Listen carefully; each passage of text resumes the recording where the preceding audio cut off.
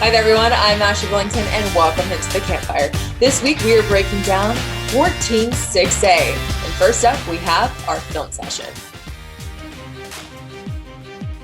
This district will be led by the Spring ISD teams, specifically Westfield and the Spring Lions. The district title will probably come down to the game between those two. And if it's anything like last year, it'll be a barn burner. In 2020, the Lions beat Westfield on a Hail Mary at the end of the game to give them their first victory over the Mustangs in a decade.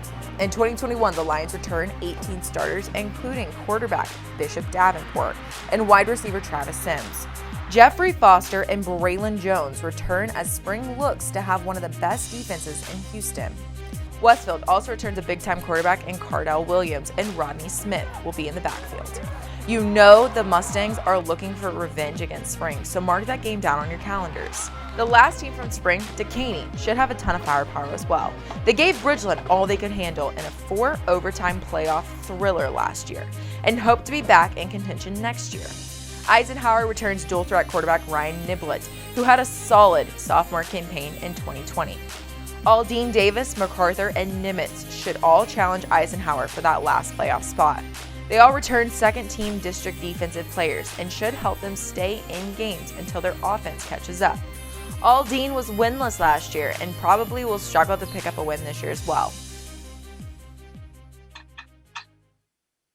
Some awesome teams in this district, and those teams are built by phenomenal players. Let's see who a few of them are and our players on the rise. This district is full of excellent quarterbacks, and one of the best is Spring's Bishop Davenport. As a junior last year, Davenport was named the MVP of the entire district as he threw for almost 3,500 yards and 36 touchdowns. Plus, he ran 7 more in for scores. The Lions were one of the area's most dynamic offenses last year, and look to do the same next year under Davenport. Another big-time QB in the district is Westfield's Cardell Williams. As newcomer of the year 2 seasons ago, Williams threw for 2,800 yards and 30 touchdowns. Last year, he threw for 1,900 yards and 20 scores, as Cardell was first-team all-district selection a season ago. Williams can move in the pocket but looks to throw first. He has offers from Houston, New Mexico, and William & Mary. Yet another impressive quarterback is Eisenhower's Ryan Niblett. Unlike the other two, Niblett is a true dual threat, as he is good at feeling the pressure in the pocket and then he takes off. He's got track speed and all kinds of moves in the open field, so if he breaks free, he's gone. The Eagles made it to playoffs last year, and with Niblett behind center, they hope to go at it again this year.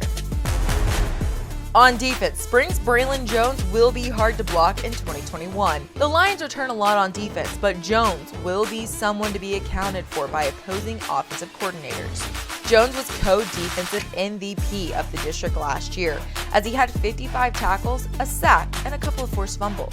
Jones has offers from Baylor and Colorado State, amongst others.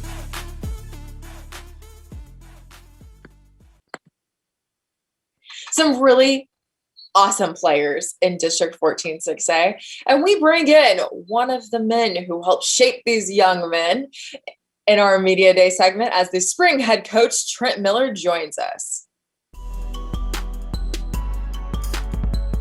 You guys had some epic games, including that Hail Mary game that really got everybody really hyped up about Houston football at the time. They were a little bit nervous because of the COVID situation and what's going to happen. As soon as that Bishop Davenport to Travis Sims Hail Mary hit, it just sent everybody into full football mode. So talk about that game and talk about your district last year. Man, that game is still kind of resonates in our community. Travis Sims, the one who caught that Hail Mary pass, we're talking about as a staff getting one of those Tupac shirts with Hail Mary on the back. It's something that, it hasn't really, when it starts getting quiet again, about, that game and, what transpired throughout the course of that game, it always gets brought up or somebody retweeted who's seen it for the first time on Twitter. It was an unbelievable play, by both the quarterback and Travis, and something that, that those kids, in this community will remember for a long time. Travis will remember for the rest of his life, Bishop for the rest of his life. I'll remember it, till the day I die, probably. It was a big-time statement game for our program. 14-6A, as always, I think is going to be, pretty competitive. I won't sugarcoat it. I think, most people out there are going to say it's going to come down to us or Westfield again for the district championship, but I would not sleep on Decaney this year. Aldine Davis is putting together, some good things over there with Coach Joseph. Coach Slater over at Nimitz, every year is right there from getting over the hump and, doing something special, out there with Nimitz. Eisenhower is always scary. They always have freak athletes all over the field. And then, MacArthur, who got in the playoffs 2 years ago, is always a program that, that can sneak in and do some damage. I can't wait for the season to start. I can't wait for this district play to start. And I definitely can't wait for the spring Westfield game because that's going to be off the hook yet again. So I appreciate you joining us, and good luck throughout the season. Yes, sir. I appreciate your time. Thank you. Coach Miller, thank you for joining us on the Campfire. You can catch the entire interview with the spring head man on Thursday in our Media Day segment. We have Facebook, Instagram, Twitter, and YouTube that will be streaming on. Up next, we bring in the Inside High School insider, Matt Harris, to break down the district in the District Breakdown with Worth a Sold. All right, we're talking 14-6A. We are here with Matt Harris, our Inside High School sports insider. 14-6A last year came down between Spring and Spring Westfield in one of the best games of the year. I mean, we've been talking about it all week with the Hail Mary at the end there for Spring to win it, and it determined who was the top seed in Division I, so it meant something too. Are those two guys going to be the same guys that battle for the top this year as well?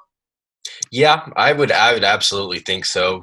Westfield is one of the better schools in Houston as far as talent replacement goes. They return Cardell Williams at quarterback. They return his backfield mate, Rodney Smith. But Williams' top three targets, wide receiver, are all gone. So Westfield has a little replacing to do around some core guys. It's kind of the same story on defense where Westfield returns the co-defensive MVP for the district, A.J. Holmes.